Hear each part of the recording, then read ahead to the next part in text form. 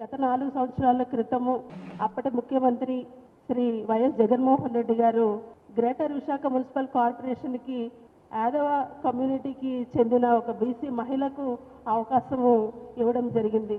అంటే BC general అయినప్పటికీ కూడా మహిళకే అక్కడ ప్రాధాన్యత ఇవ్వడం జరిగింది.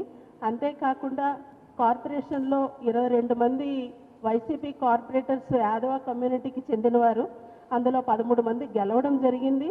దాంతోపాటుగా యాదవ కమ్యూనిటీ ఏ విధంగా అయితే విశాఖపట్నంలో ఉందో అలాగే కాపు సామాజిక వర్గం కూడా అంతే విధంగా ఈ విశాఖపట్నం జిల్లాలో కాపు సామాజిక వర్గం కూడా అంతే ఉంది.